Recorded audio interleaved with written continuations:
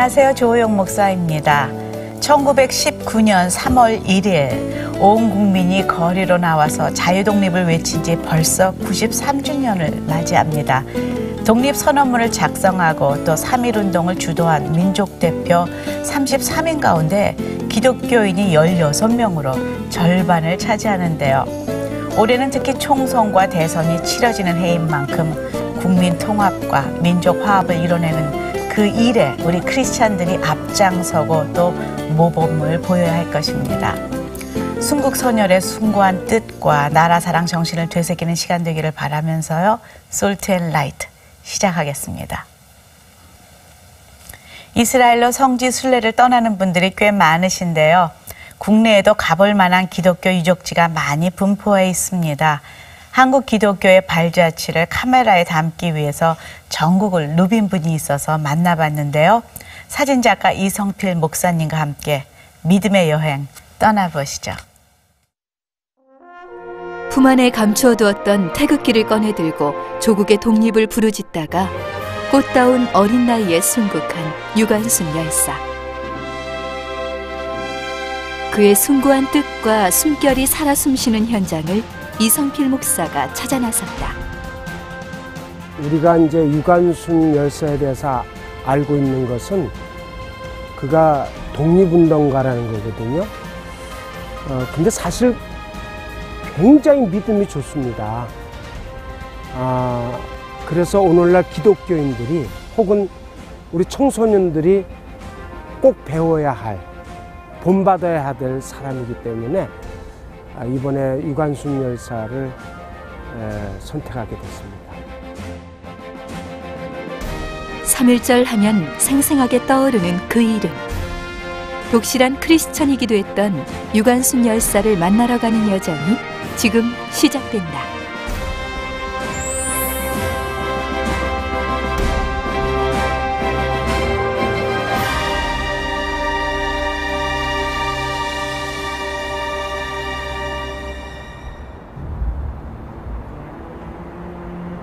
한국 근현대사의 굴곡을 안고 있는 상징적인 장소. 서대문 형무소는 1908년 일제의회 경성 감옥이란 이름으로 개소된 이후 1945년 해방까지 국권을 되찾기 위해 싸운 독립운동가들이 수감되었던 곳이다.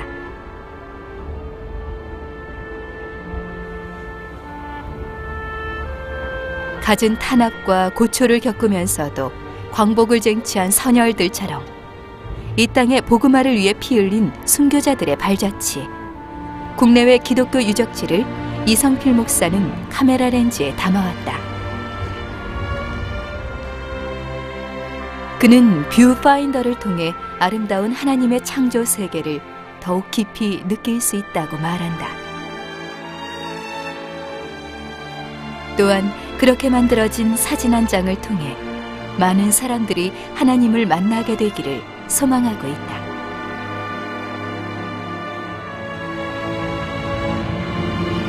서대문 형무소 역사관은 일제의 잔혹한 실상을 알리기 위해 당시 고문실과 취조실 등의 모습을 재현해 놓았다.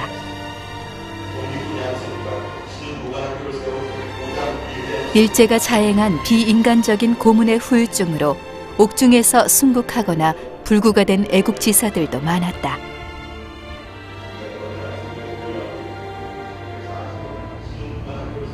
모진 고문과 핍박에 신음하면서도 독립을 염원한 선열들의 피와 눈물이 광복의 밑거름이 된 것이다. 여기서 그는 인간의 한계를 넘는 수많은 고문을 당하다가 옥살을 하게 됩니다. 그가 마지막으로 남긴 말은 일본은 반드시 망한다 라는 말을 하고 순국을 했다고 합니다.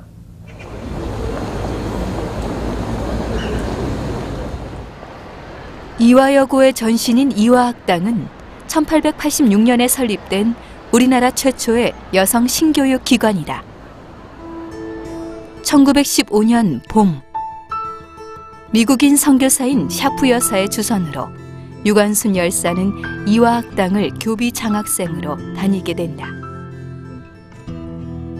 사촌 언니가 먼저 다니고 있던 그곳에서 신학문과 종교적 배움을 얻으며 성장한다.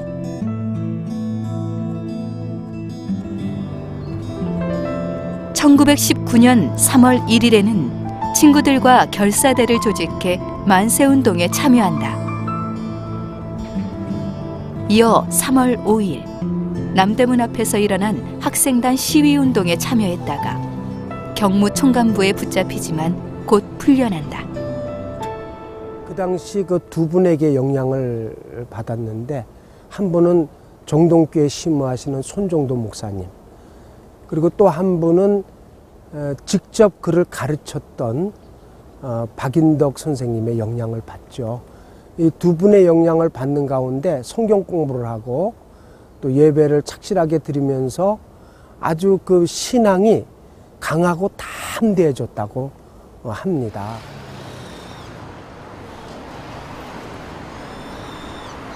학교 근처에 있는 정동교회를 다니며 유관순 열사는 신앙심을 키웠다.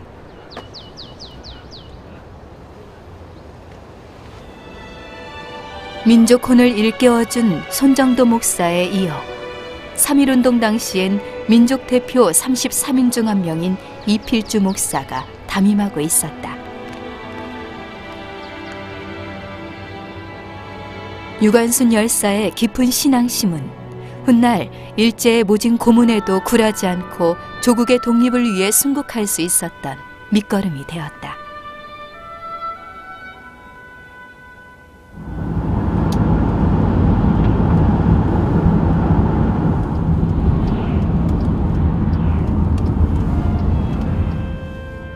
유관순 열사의 고향인 천안의 병천마을.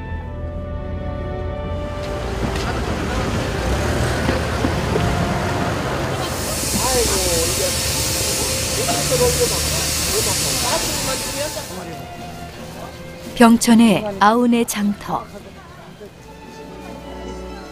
이곳이 바로 1919년 음력 3월 1일 이른 아침부터 3,000명이 넘는 군중이 모여들어 품 안에 태극기를 꺼내들고 독립만세를 외쳤던 역사의 현장이다. 이곳에서는 위대한 인물들이 참 많이 나왔어요. 우리가 잘 아는 임시정부 때, 상해 임시정부 때 국무총리였던 이동영 선생님, 광복단을 조직한 유창순 선생님, 또 조병욱 박사님, 그리고 대한민국의 국무총리를 지냈던 이범석 장군님, 그리고 유관순 열사가 바로 이 고장의 출신입니다. 유관순 열사는 주민들에게 직접 만든 태극기를 나눠주며 독립만세 운동을 주도했다. 군중들은 거리를 행진하며 평화로운 시위를 냈지만 일본 헌병들은 무자비하게 총을 쏘아댔다. 그때의 부모님도 함께 참석을 하셨는데 그 부모님과 함께 19명이 그 만세운동을 하다가 순국을 하십니다. 그리고 유관순 열사는 부상을 당해갖고 일본 헌병에게 끌려간 곳이 바로 여기입니다. 아운의 장터를 천천히 거닐다 보면 그곳에 도도히 흐르고 있는 유관순 열사의 숭고한 뜻과 정신, 당시의 함성이 오롯이 전해지는 듯하다.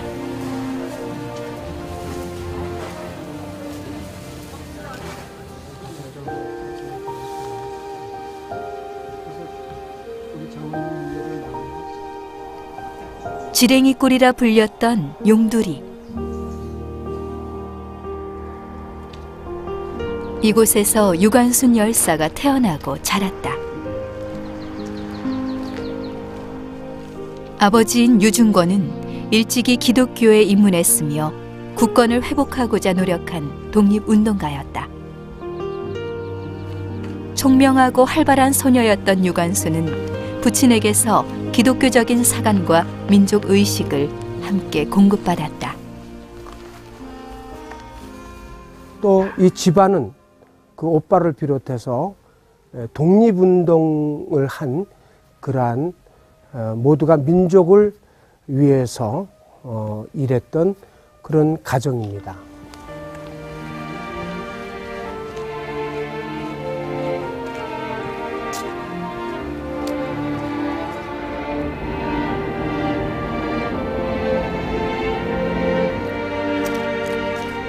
임시 휴교령으로 이화학 땅에서 고향으로 내려온 유관순 열사는 인근 지역의 교회와 유림을 찾아다니며 동지들을 규합했다. 그리고 음력 3월 1일 총궐기에 만세운동을 전개하자고 설득하며 약속을 얻어냈다. 마침내 거사를 하루 앞둔 2월 금음날 저녁, 매봉산에 올라가 봉화를 올린 유관순 열사. 봉화는 거사의 신호이자 밀약된 동지들과의 연락 신호였다. 그리고 매봉산에서 한 가지 더 중요한 시간을 가졌다. 독립만세운동을 하기 위해서 먼저 기도를 했다고 합니다. 바로 기도한 장소가 바로 이 산입니다. 여기서 3일 동안 철야 기도를 하고 성령 세례를 받았다고 합니다. 그가 내려왔을 때 많은 사람들이 그를 보고 막 광채가 났다고 합니다.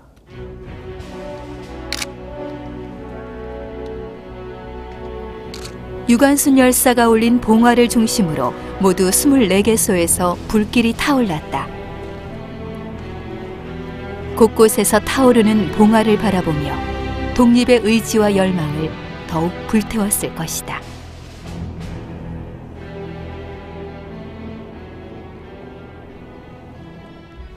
유관순 열사가 고향 마을에서 다니던 매봉교회.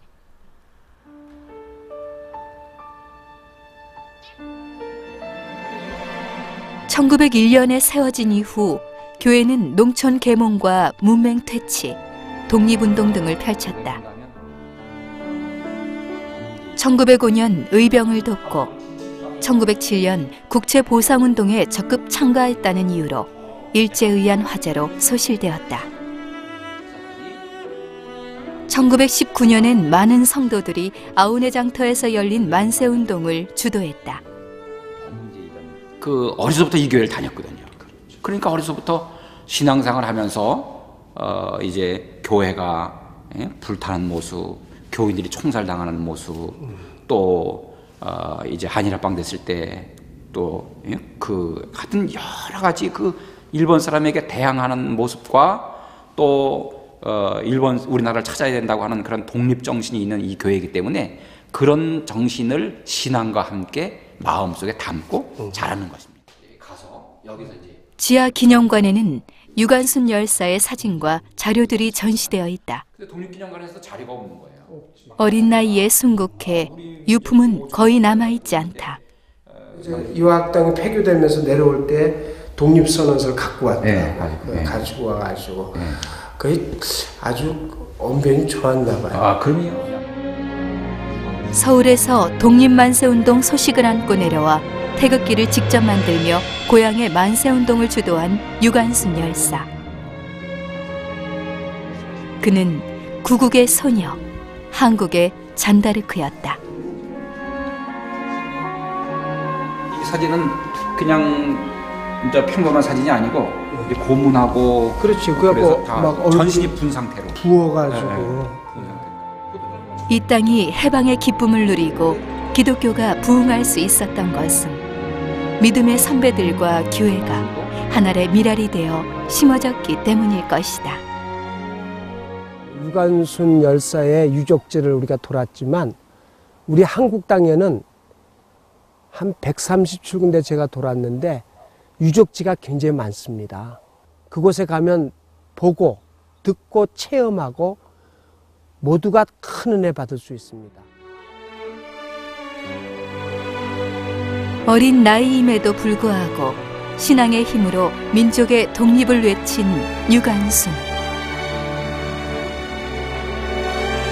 그녀의 생애를 되짚어보며 진정한 강인함과 용기에 대한 새로운 통찰력을 키워보면 어떨까?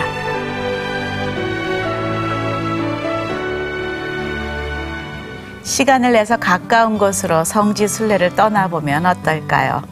질곡의 역사 속에서도 신앙을 지킨 순교자들의 숨결을 느끼고 또 기독교 역사 문화를 체험하면 신앙의 성숙에도 큰 도움이 될 텐데요. 무엇보다 사라져가고 잊혀지고 있는 국내 선교지들의 발굴과 또 보존이 이어지기를 기대하겠습니다.